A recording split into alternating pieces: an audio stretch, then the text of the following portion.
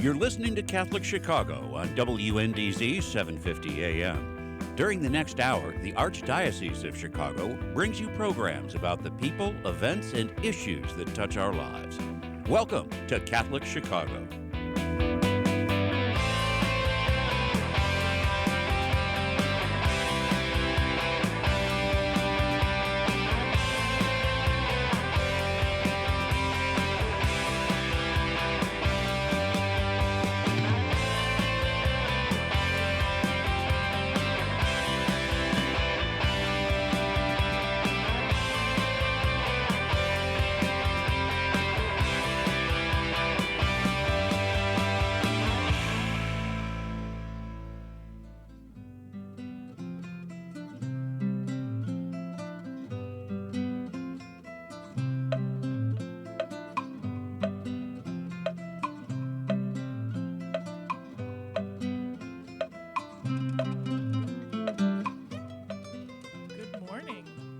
Welcome to Mission Matters Live, a program focused on promoting a spirit of mission among the people of God in the Archdiocese of Chicago.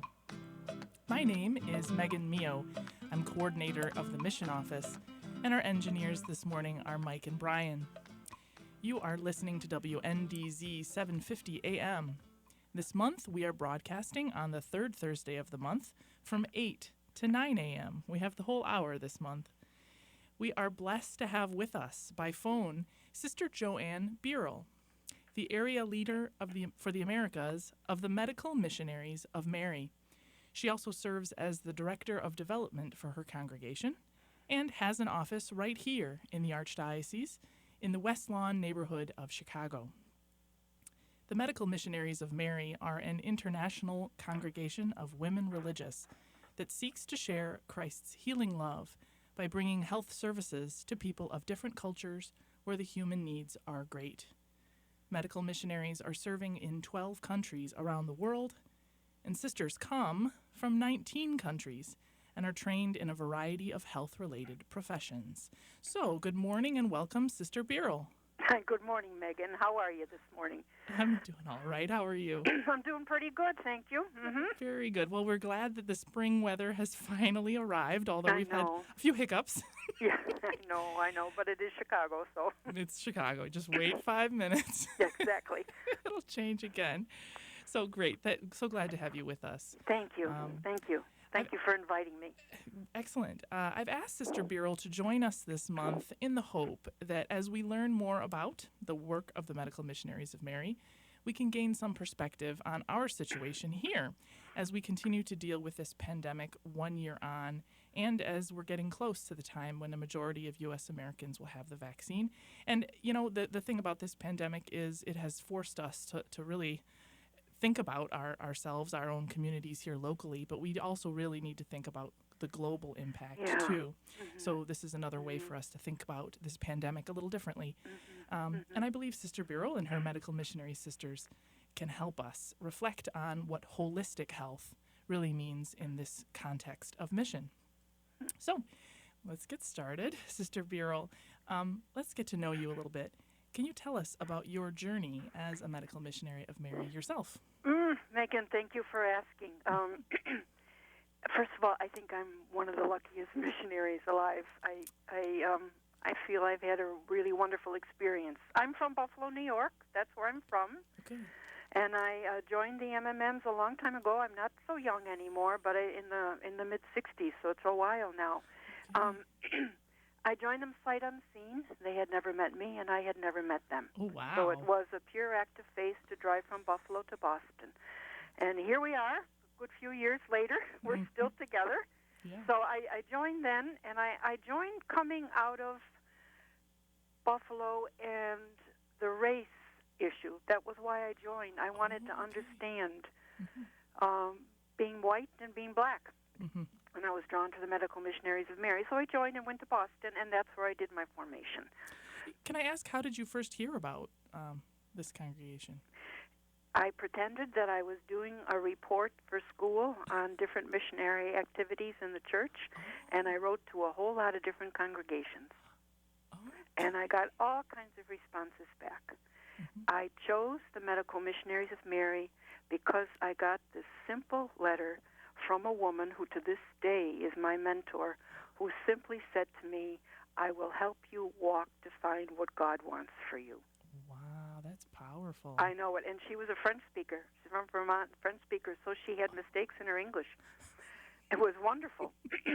That's what happened. Mm-hmm. And the funniest thing was, now I'll leave this go because it's just such a funny story. Please. I lived next door to another girl. We were going to separate high schools. She was also deciding to join a congregation. We did not speak about it till a couple months before we entered, but she also chose to join the MMM. She was one of my best friends, and I didn't know it. So the two of us went together. And not knowing that the other was also searching. Not knowing that the other was going. Discerning. Can you believe it? Anyway, and she stayed. She's a married woman now with grandchildren, but she stayed with us for about 20 years. So we shared a lot together through that time. Isn't it the story? I mean, everyone has their story. Everyone has it. Everybody's searching, too, yeah. And you you don't want to be alone in that search. No, and that's where don't. congregations and communities come in, and families, of course, as well, but for those who are discerning religious life. Yeah, the family is very important in it. Yeah. So you said sight unseen. You just had that brief communication from your future mentor. And then you joined, and so were you missioned to serve somewhere overseas? No, I was a young woman. I had only graduated from high school at that time, so I did formation first. I did fundraising for a couple years because that is so important for us. As soon as we enter, we start doing mission appeals. Okay. So then I did nursing at Northeastern University in Boston. Of course. Okay. Yeah. And then I went to London to get reciprocity as a nurse, so I could get registered as a nurse in any part of Africa. Okay. And then I did midwifery in Ireland. And after that, after about 10 years of studies and formation, I was ready for assignment. Yes. Well, I was going to say, and maybe we'll talk more about this as we go on, but that becoming a medical missionary means you need kind of two different forms of education formation, both the medical skills and the faith formation and spiritual. You do. Yeah, you really do. Some people enter with their depending on age, they might be already professionally trained. Where, everyone is different. Yeah. Everyone is different, but that's what happened to me anyway. So okay. So yeah. then you were trained as a nurse and you were able to serve. I was a nurse and a midwife, and my first assignment was to Kenya for 2 years, really awaiting my visa for Ethiopia. Okay. Yeah. I went to Ethiopia as a student nurse for 6 months. Northeastern is co-op education. I went for 6 months as a student nurse. And I fell in love with Ethiopia. Mm-hmm. And when the time came for assignment, I asked, and I was given permission to go to Ethiopia, but it took 2 years to get a visa. So I went to Kenya first for 2 years and honed my skills as a midwife, and then went to Ethiopia. Wow. Yeah, Ethiopia is a wonderful country. Well, and you were really committed. I'm sure that you enjoyed your time in Kenya as well, but you always had eyes on Ethiopia. Yeah. I'm going to go there. Well, it's different. It's different. Yeah. It's one of the only African countries that was not colonized. Mm-hmm. So it has a deep, rich culture, and it has a Christian history from the 3rd century. It's a fascinating country, and I loved it. What can I say? Loved it. And I was one of the privileged missionaries to be there for both the Civil War, the Communist Revolution, the Civil War, and the famines. And was able to be with the people for 15 years through a lot of different things. So, I mean, that is precious, really. So how many years were you there in Ethiopia? 15. Wow. Yeah. Well, then you definitely... from what I'm hearing, and I'm no expert, but having spoken to a number of different missionaries over the years, you definitely have all the markings of a true missionary. You love your adopted country.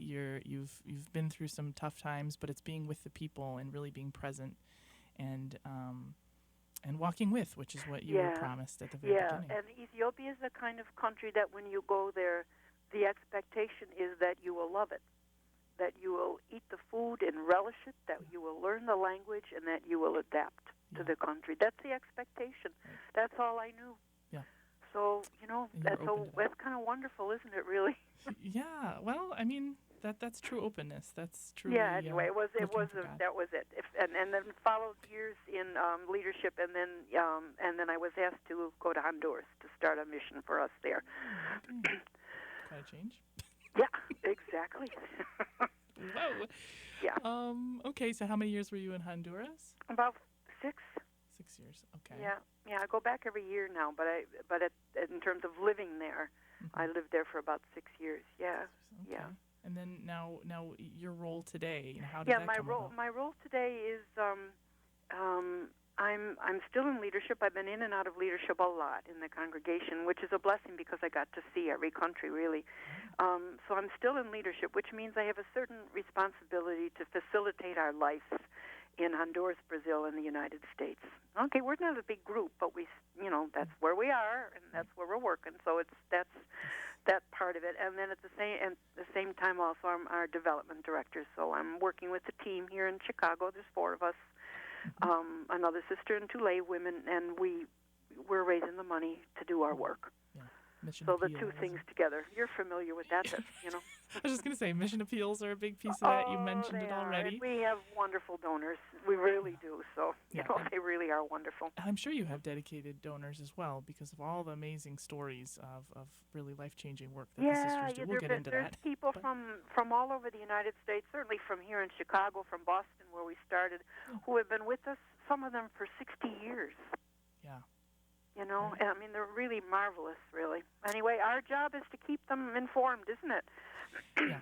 Right, yeah, because I think, as I mentioned at the top of the show, things like this pandemic and political things and other kinds of big news items, it sometimes I think we as U.S. Americans, we don't see beyond our borders often about, and especially what's going on on the ground, in communities and families. And so our religious communities that are working around the world can help us see our sisters and brothers in faith, and not just those news items. We're meant, we're meant to share our experiences, aren't they? Yeah. Right. See each other as human beings, as families, as communities. But we don't hear about it very much. I think that's why our mission appeals are as successful as they are. Because people are hungry for those stories, hungry for the passion of our missionaries to speak about, like you said, the true love that they have for their adopted countries. In all the years I've done mission appeals almost every year I've been in the United States, of course, I've never been at a mission appeal that I didn't get something from it as well. That I didn't meet some wonderful people, really. Yeah.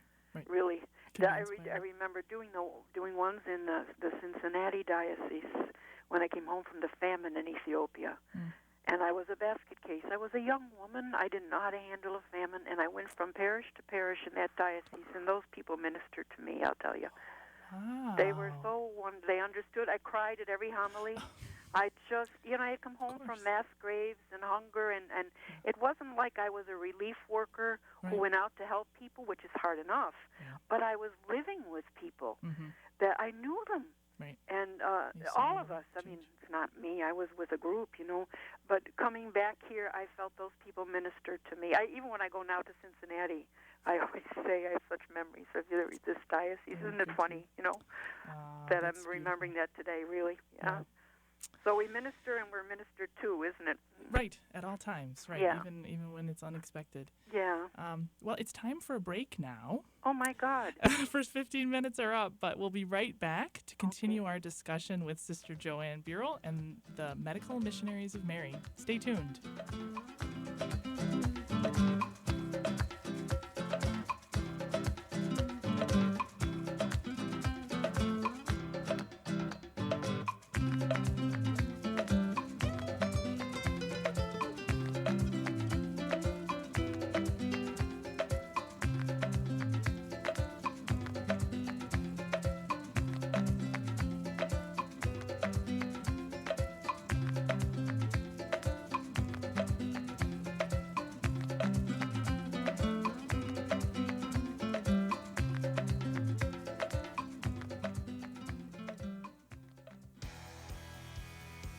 Caring adults make all the difference in the lives of adolescents. Catholic Charities understands this, and our mentorship program provides a free opportunity for youth living in Lake County to spend time virtually, with volunteers who genuinely care about them. This program is ideal for youths age 9 to 12 who may need support navigating the challenges of childhood and early adolescence. Our amazing volunteers serve as friends and role models who help youth recognize their strengths and empower them to reach their full potential. Catholic Charities conducts a thorough background check on every volunteer, and our program coordinator closely monitors and supports each relationship. Mentoring is a fun after-school program that is totally different from remote learning. Virtual group sessions help youth enjoy fun activities with their peers, too. We're connecting youth with great role models. Join us today. To learn more, call 312-937-3375. That's 312-937-3375.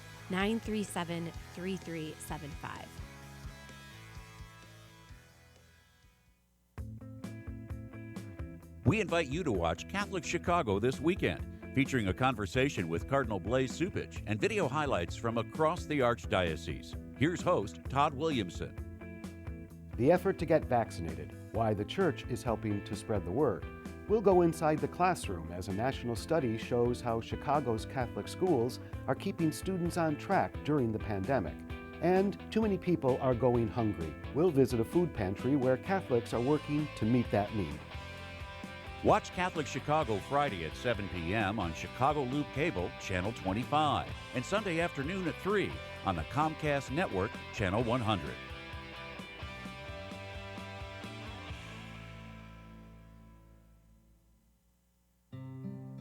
Hey, it's Timothy Johnston here from Liturgy Training Publications. Over the past few months, I'm sure you've found yourself at home more, whether it's working from home or watching live stream masses on Sunday mornings. As we began adjusting to this at the beginning of the pandemic, one of the things I missed the most was gathering with friends at the parish. That's why we at LTP have created this new virtual gathering series called Living the Sunday Word. We meet virtually on Thursday evenings each week and reflect on the upcoming Sunday readings. And with that, we share stories to help us more fully reflect on the Word of God. I'm inviting each of you to join us, a group of friends meeting virtually from all parts of the country. So visit ltp.org for more information and to register. You won't want to miss this.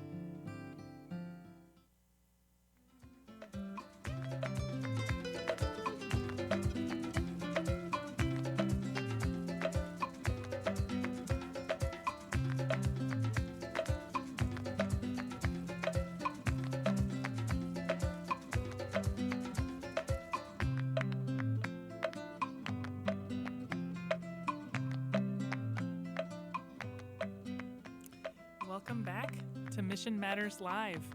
I am Megan Mio, coordinator for the Mission Office, and I have with me Sister Joanne Bierl, area leader for the Americas of the Medical Missionaries of Mary. So now that we've gotten to know you a little bit, Sister Bierl, I'd like to learn a little bit more, get a little bit more depth into the Medical Missionaries of Mary as a congregation. Mm-hmm. So can you tell us about the charism and maybe a little bit of the history?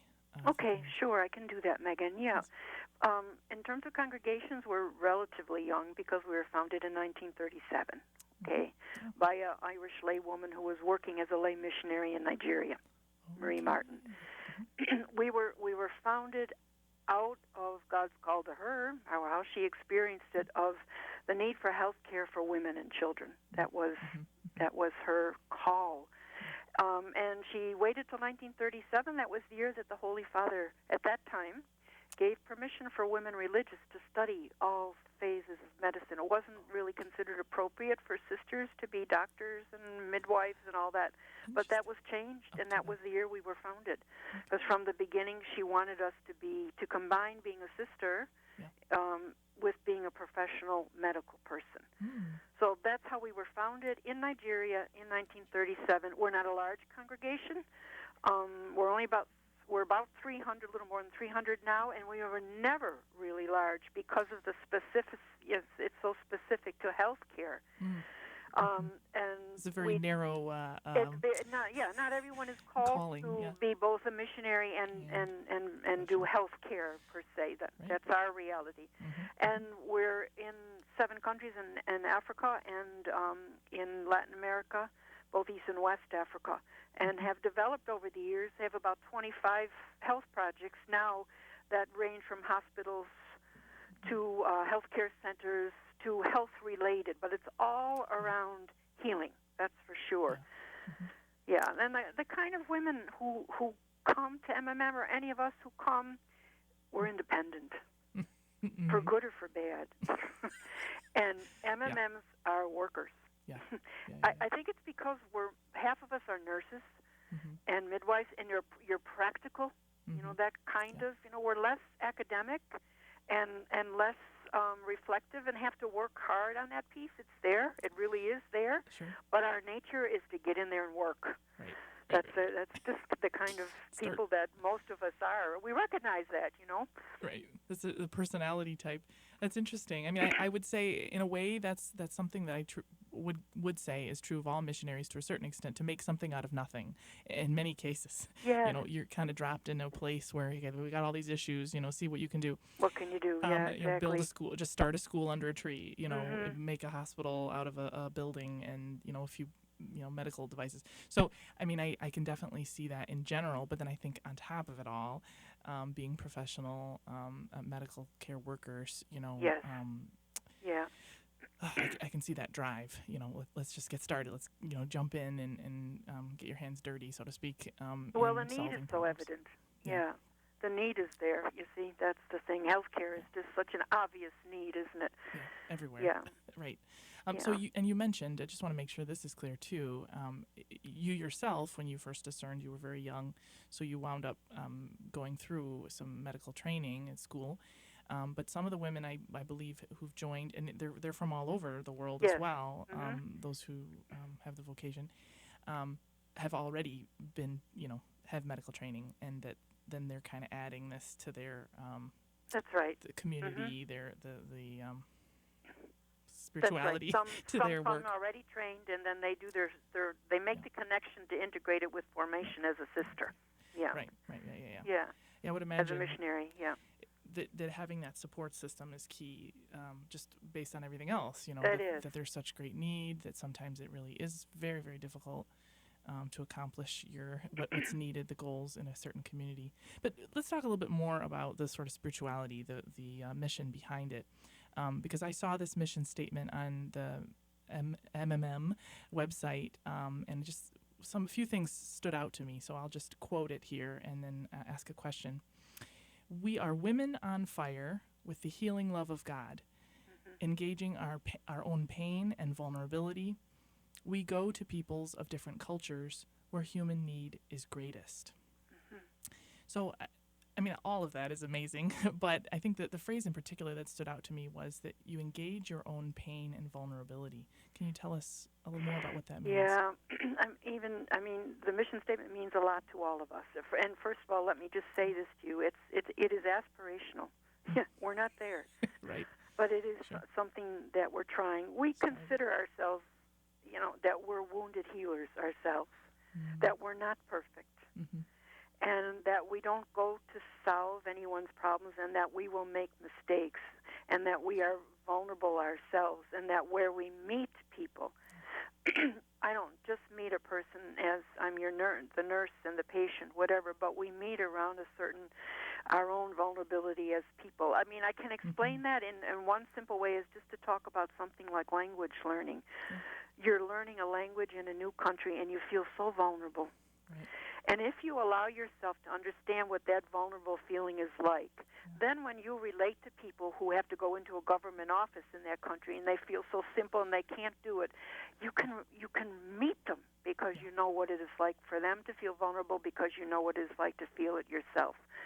So it's something about our decision to say, it's all right for people to know that we have our own pain and we're vulnerable. We don't need to be on top of it all the time or perfect or whatever. It's it's honest.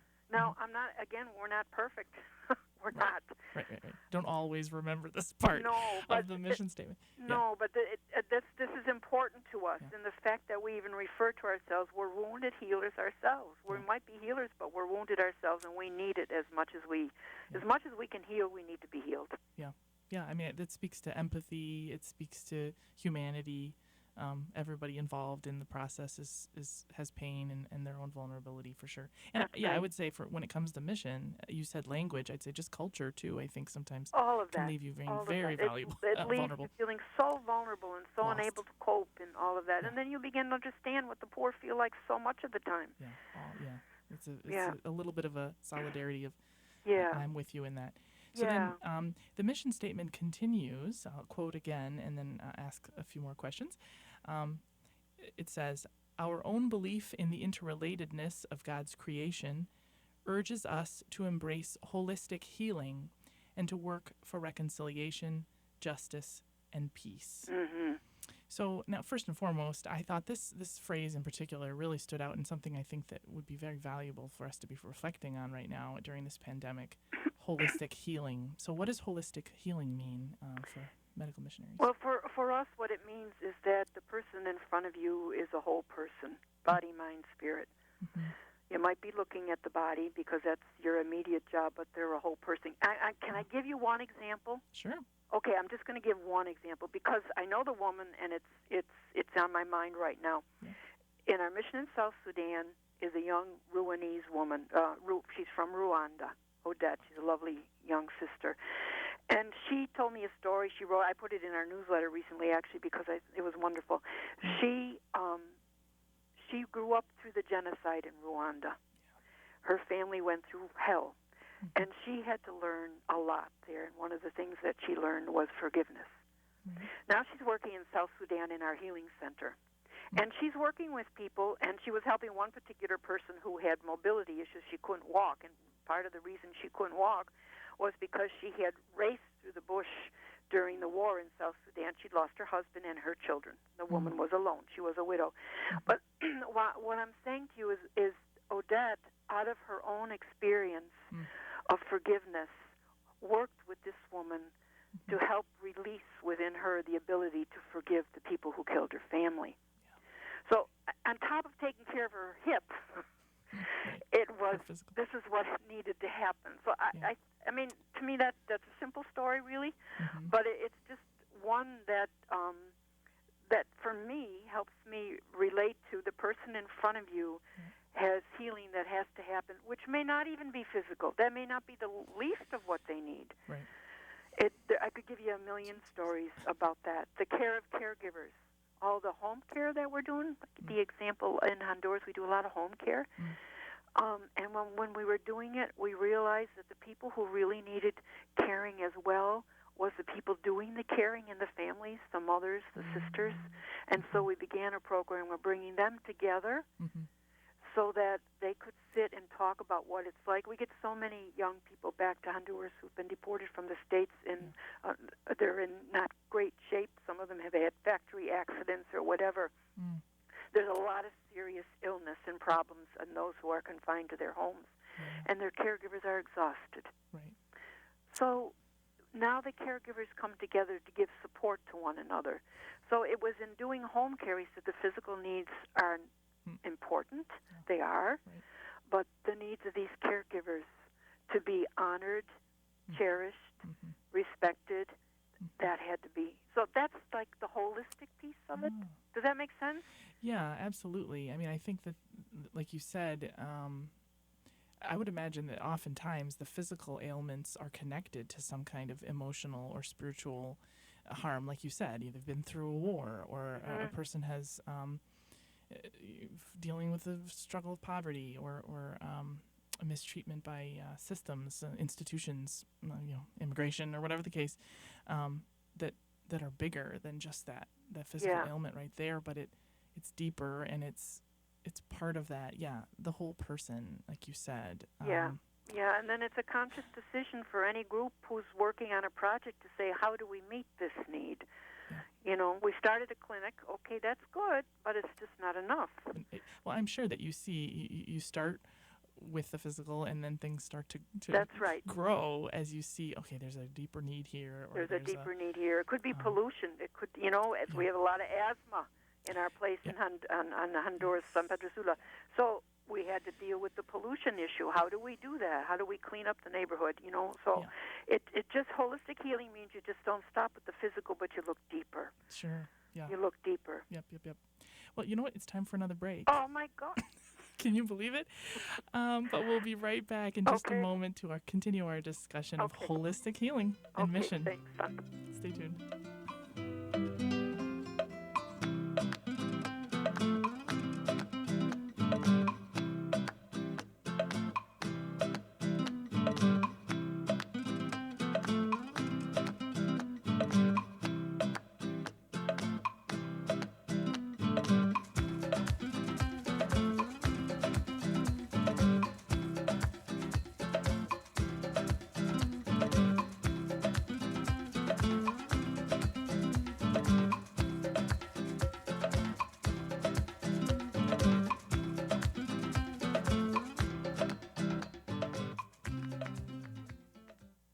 Catholic Charities After Supper Visions program offers guests of our Tuesday night supper the opportunity to learn the art of photography. These talented guests, who are often experiencing homelessness, are offered disposable digital cameras, and they work with volunteer professional photographers to learn the basics of taking photos. Then the artists go out and capture images on film of anything they find to be beautiful or interesting in the world. Their photos are amazing. Visit AfterSupperVisions.com to learn more about the artists and their artwork. Follow us on Facebook, Twitter, Instagram, and LinkedIn too. At After Supper Visions, we are developing film, talent, and hope. The cemetery ministry is a core ministry of our Catholic faith tied to the corporal works of mercy. It's comforting to know that our Catholic cemeteries are caring for the remains of our loved ones awaiting the resurrection. There are 44 Archdiocese of Chicago Catholic cemeteries willing to help you in your time of loss. Call 708-449-6100 or visit CatholicCemeteriesChicago.org. Catholic Cemeteries, serving the Catholic community since 1837. Catholic Charities Schreiber Center for Human Services is now open in Round Lake. Due to the pandemic, we are limited in the number of in-person programs that we currently can provide. However, a food pantry is open twice a week, and a Wednesday night supper is held with to-go meals every week. A wide range of senior services are now offered as well. If we can assist you or someone you know, please call us at 847-546-5733. That's 847-546-5733. Before, during, and after COVID-19, Catholic Charities is here for you.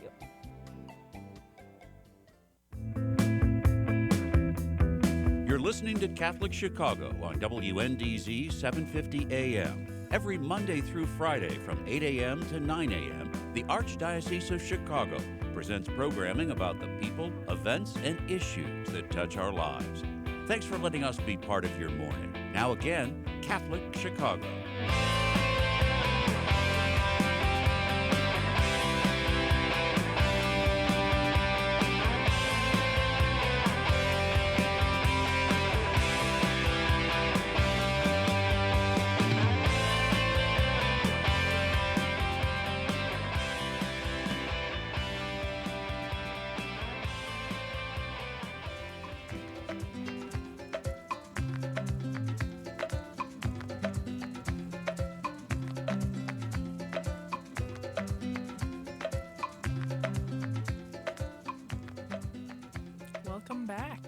To Mission Matters Live. I am Megan Mio, coordinator for the Mission Office, and I have with me Sister Joanne Bierl of the Medical Missionaries of Mary. We've been getting to know the work of the Medical Missionaries and delving into their mission statement that goes behind the work that Sister Bierl and her sisters engage in. And just before the break, we were talking about holistic healing and how that might be, in addition to the physical ailments that the sisters might be confronted with, the needs, the physical health needs, seeing the other kinds of healing that human beings need, especially in cases where they're in areas of the world where there may be many challenges to human flourishing, a war-torn area, an area dealing with other kinds of injustices. You mentioned pollution as well, Sister Bierl. Mm-hmm, yeah. But I also want to just make sure we make that connection with, at the end of that mission statement, the mention of interconnectedness with creation, reconciliation, justice, and peace. We ran out of time there in the last segment, but I just want to make that connection too. If you could speak about the interconnectedness. Go ahead. Okay. Again, examples are probably the most helpful for that. The are connected to creation. So, in other words, that sense of our involvement with creation, and I can bring that back to is when you're working in a place. I can take us to a place in Nigeria now that we're only in for 5 years where there's huge issues with water. So the slow sitting down with people in the local villages and talking about water and what can we do, clean water, how do we do that, and eventually leading to solar power and water tanks and all of that. But the process was a slow, the importance of water, of clean water, that kind of thing. And the thing would be another example would be in Honduras is that beautiful country, but it's so polluted. And the efforts to honor the beauty of a neighborhood by cleaning it up, by planting flowers, by simple little things that honor the beauty of creation. You could go on about this, but I suppose what it is, and we're only learning to do this ourselves, because you could get caught in the moment of just taking care of the hospital or the clinic, and all of a sudden you're realizing, no, if we have a clinic, let us put trees and flowers around it so that people see something. But that's kind of thing. The justice and peace. We often are in war places, so that understanding of how of justice and peace is like the human trafficking is a big issue that we're working on now, specifically in East Africa and here in the States, and an advocacy kind of way. That is a justice issue that's really important for us because of the women and children. That's our first commitment. Oh, right. Yeah. Yeah. Yeah, there's a lot. There's a lot of issues, I'm sure. There is, depending on where you're at, that are the most pressing, the biggest challenges. And I can see absolutely reconciliation, justice, and peace being connected to that. I mean, just the other day I was reading a piece about this was, I think, Sisters of Notre Dame de Namur, but in the Amazon, certainly care for creation is huge for community in and around the Amazon. Would be, yes. And it is about human health as well, because they're the people who are living there, the people who would be affected. And really, anyway, we could go on about that. It's like the whole world is affected by that one. Oh, yeah. All of our health. And when you live in poverty and in shanty towns and all of that, it's tough. Anyway, you do your best on a given day. That's it. Yeah. But I mean, the key there, I think, is that they're interconnected. So you could say, well, it's nice that you're planting a tree, whatever, but it does make a big difference. You said certainly for the sake of the spirit of the people to feel like this is their home and it's beautiful healing. And they care for it. But then, it is healing, right. Literally. It is. It helps you build the community some strength, and these are Hey, the sisters have learned this. It's not just a beautiful idea, and you've been telling us some stories here and there to help illustrate some of the points. But I'd like to ask about some more of these stories. If you could just kind of give us a snapshot of what kinds of challenges and successes your sisters are seeing around the world these days. Please share. I picked out a couple things just to say. One of them here in the United States is we haven't done a lot of mission in the United States directly because we've been doing so much mission awareness and fundraising here. But we did have a commitment, and still do, for 40 years in Appalachia. And we celebrated the 40 years there with the building of a new clinic in Clintwood in Virginia. And our Sister Bernie Kenny has been there for 40 years. And finally the clinic has been honored in her name, Sister Bernie Kenny Clinic. And she has been part of the Health Wagon, which is it's been on 60 Minutes. It's that kind of a health program that she started 40 years ago and has developed into something beautiful way of giving health care among the people of Appalachia. So that's something we celebrate. We really celebrate. That has gone so well and been passed over really well. That's another ministry that MMM is really committed to is that it's the care of women during pregnancy and childbirth who have fistulas. Now, you don't want to get a whole lot of medical stuff on a program like this, but there are many, many women around the world who suffer because they didn't get treated during their pregnancy and have huge problems after they've given birth. And I mean, they suffer. They suffer. And there is a surgery for VVF, and I'm happy to say that we had a center in Uganda for years, a hospital, and that's been passed over to an indigenous group of Ugandan sisters. But we have a center in the Family Life Center anytime in Nigeria. And even during the pandemic, they have been able to continue doing the surgeries for these women. And that is something, as women, as MMMs, as healers, we're really committed to, because these women suffer. Right.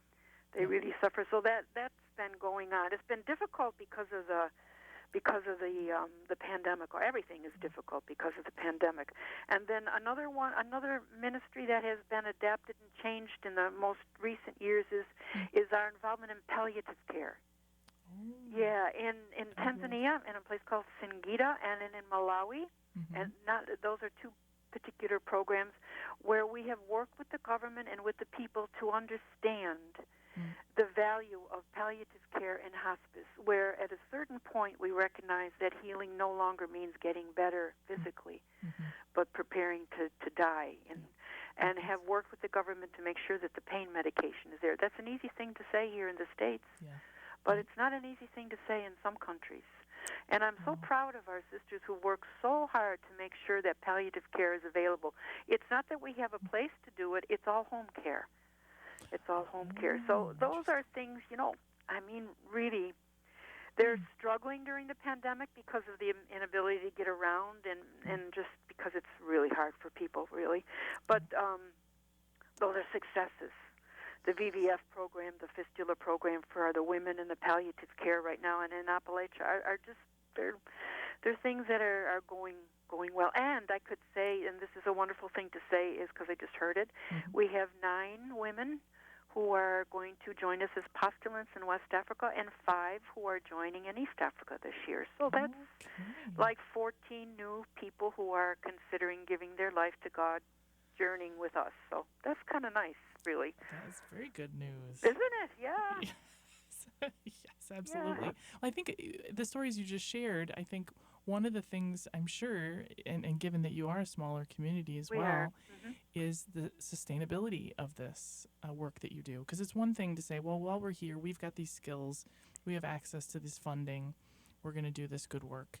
And then when we leave, what's going to happen? We can't be here forever, or, sisters age and things change. And so to really be thinking that way, I think, like you said, that at least one of the projects had been passed on to many of them have been passed on, and we are in the process of passing over a few others. And you're right. That is a big issue, to do it well. Right. To do it well. And to say, I think that one of the sayings about missionaries is you go where you're needed but not wanted, and then eventually when you're wanted and not needed, you move on. You're supposed to move on, yeah. Sometimes it works that way. Sometimes you stay for quite a while. It's so different. Life is complicated, but... Oh, Megan, isn't it? But it wouldn't be near as much fun if it wasn't as complicated. It's true. It keeps you guessing. Yeah. But no, even when you said that the palliative care is home care, I mean, you also are really working with the community and what expectations there are, what needs, and even like you said, the care for women that in certain places, anyway, expectations are different. Let's just say. I mean, I don't want to, but and sometimes it might feel like a terrible injustice, and we need to correct this. But you're working with a community, you're working in a culture, in a place where you have to, like you said, take time. Even the water issue that you work with the community to say, with the community, what do we all agree is the right thing to do in this situation? Everybody has their input, and it can be a slower process, but I think has a longer impact. It is slower. It requires patience. Yeah. But in the end, anything worth doing is worth giving the time to, isn't it? Really? Right. Yeah. Doing it right. All right. Well, if you can believe it, it's time for our last break. I feel like we just get started. There's too much to discuss. I know. Yeah. But so we're going to take a break, but we'll be right back to continue our discussion. Okay. Stay tuned.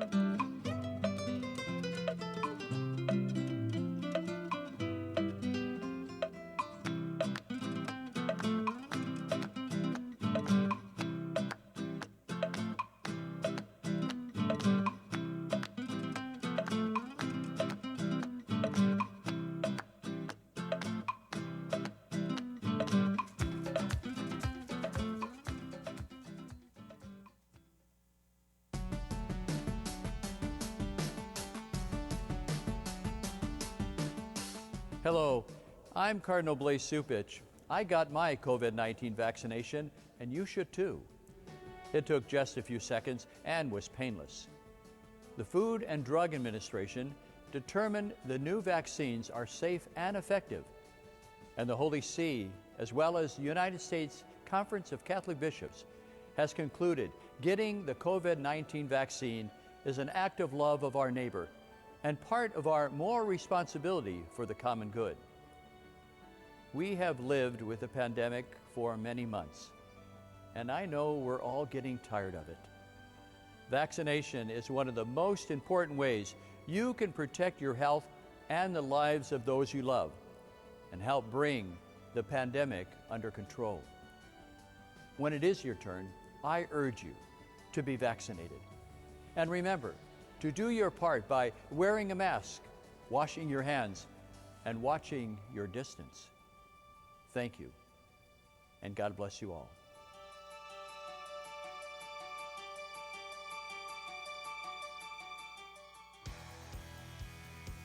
Caring adults make all the difference in the lives of adolescents. Catholic Charities understands this, and our mentorship program provides a free opportunity for youth living in Lake County to spend time, virtually, with volunteers who genuinely care about them. This program is ideal for youths age 9 to 12 who may need support navigating the challenges of childhood and early adolescence. Our amazing volunteers serve as friends and role models who help youth recognize their strengths and empower them to reach their full potential. Catholic Charities conducts a thorough background check on every volunteer, and our program coordinator closely monitors and supports each relationship. Mentoring is a fun after-school program that is totally different from remote learning. Virtual group sessions help youth enjoy fun activities with their peers, too. We're connecting youth with great role models. Join us today. To learn more, call 312-937-3375. That's 312-937-3375.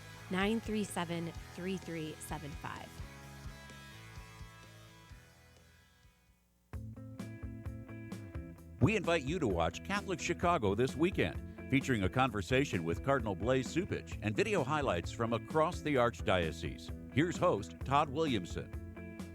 The effort to get vaccinated, why the Church is helping to spread the word. We'll go inside the classroom as a national study shows how Chicago's Catholic schools are keeping students on track during the pandemic. And too many people are going hungry. We'll visit a food pantry where Catholics are working to meet that need. Watch Catholic Chicago Friday at 7 p.m. on Chicago Loop Cable, Channel 25, and Sunday afternoon at 3 on the Comcast Network, Channel 100.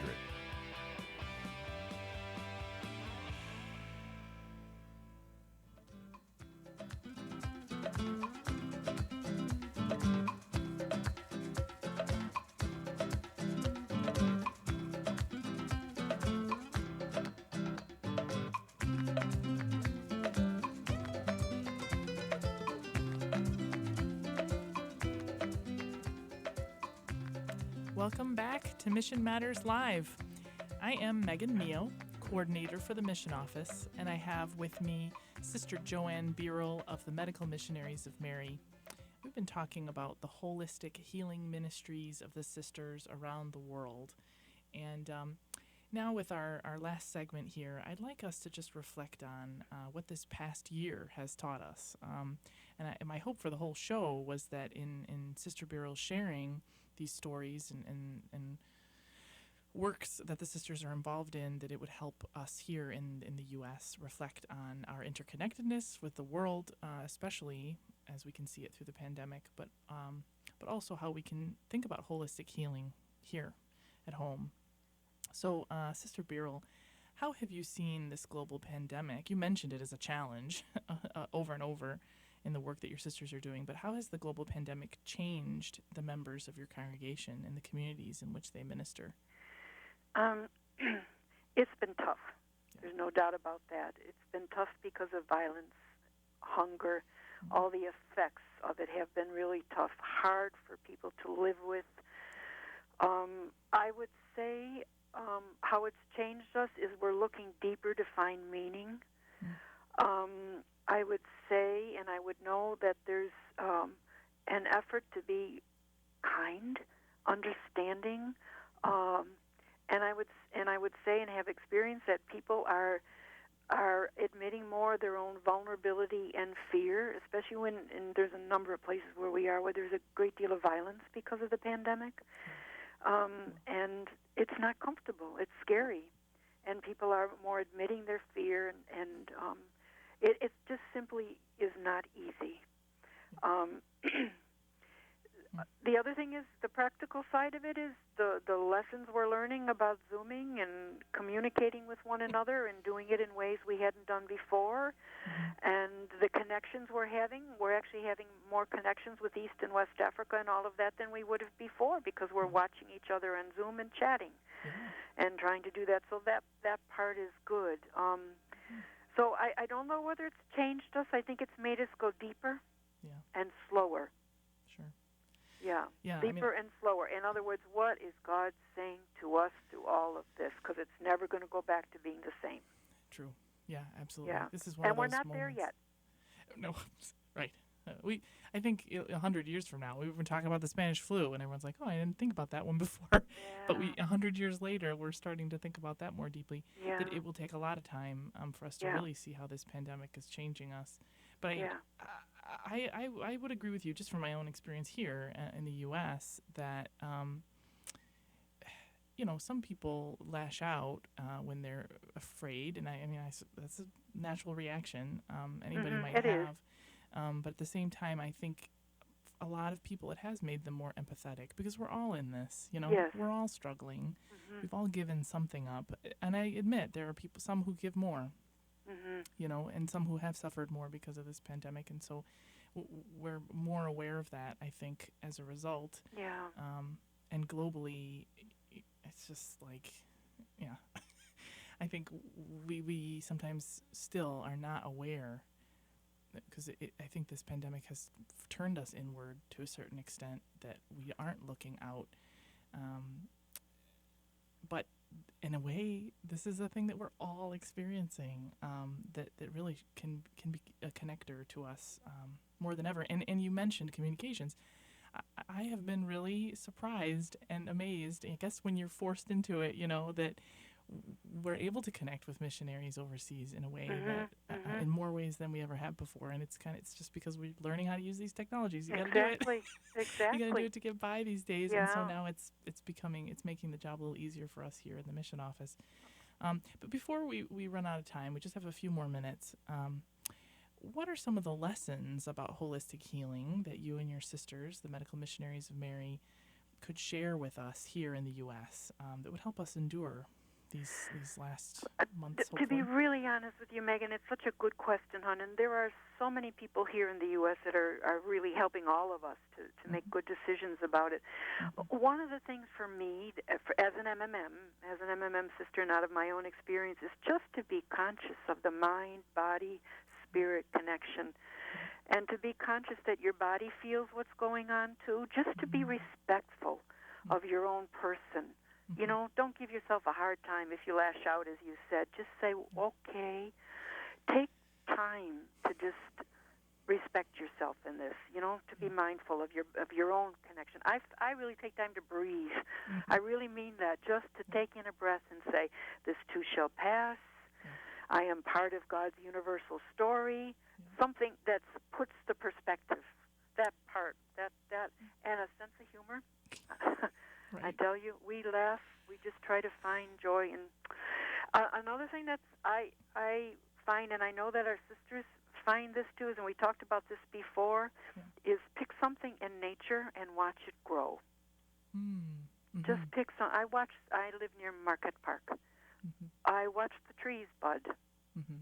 And there's just something about the ongoing evolutionary change of seasons that puts you in the perspective of this is a story that has happened before, will happen again. It helps. Yeah. It helps. And the other thing for me, and I say things what I've talked about with my sisters that we're doing, is kindness. Seeking moments of kindness. Yeah. You know, I do with a lot of the homeless people around here that I may have not just taken time to stop and talk. You know, and another thing, and you've brought this up before, is because you're home, Google about another country. Take another country on as your pen pal just to get interested. How are they going through this? Right. A country you don't know about. Right. You know, you might take a country like Honduras. I mean, I hear the stories every day, and they make me so humble because I say, oh, Joanne, you can't complain, really, you know? Exactly. Yeah. There's just, anyway, it's all about meaning-making, isn't it? Yeah. You know, the depth of meaning-making in the experience, really. The hardness and the joy and the positive as well as the negative. Yeah, I mean, I was going to use the word hope, too, because I think, like Yes. you said, especially when you mentioned watch something grow, Yes. because I think it gives you something to anticipate. This is a process, and you're seeing the changes as progression, and that you anticipate the flowering or the budding or whatever the case, and it gives you a feeling of time passing, of things changing, you know, because I think when we're stuck at home, as we have been, many of us, time has been very weird. Yes, it is. And It's the cycle of life that Right. you feel more in tune with. This is the cycle of life. Right, and that there's Yeah. something good is coming, that That's will, it. takes a little bit of time.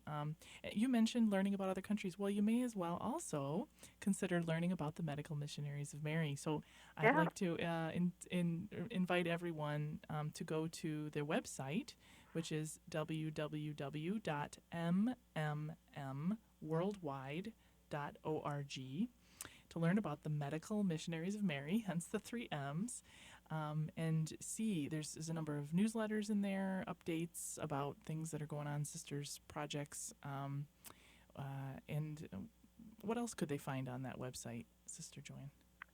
There's some recent things about COVID. And there's the reports. You go in, you can find something about each country. Yeah, where the sisters are you serving. can just go into each country and find what's going on. And Yeah. some of the things I love to read are the obituaries of some of the sisters. Oh, right. Many years of It's just such service. a beautiful thing to think that we are part, we are part of who's gone before us and a part of who will come after us, So That's right. it's kind of lovely, really, That's one thing, too, that's there. Well, Yeah. and those stories, to me, I always feel like, just to see that dedication of a sister's life, many, many years, and going wherever God called them, Yeah. is a really hopeful, a beautiful thing, an example for all of us. Dedicate. Well, I don't. Yeah, it is. Yeah, it is, of course. But for me, it's about the faithfulness. For all of us, we're people of faith. You spend your whole life trying to be faithful to who you are, isn't it? And I read some of those stories, and I think, oh my God, they were so faithful. Really. Anyway, it inspires me. It keeps me going. Yeah. So, listeners, we've got some wonderful advice from Sister Bierl today about how we can get through this pandemic and take care of each other. So, thank you so much for joining us, Sister Bierl. Thanks, Megan. You're very welcome. May the wisdom and hard work of the Medical Missionaries of Mary be an example to all of us. I'll remind our listeners again, if you'd like to learn more about the Medical Missionaries, go to www.mmmworldwide.org, and you can also look for them on Facebook and Twitter too. Don't forget to tune in next month for more Mission Matters Live. Thank you for listening, and remember, always be on mission.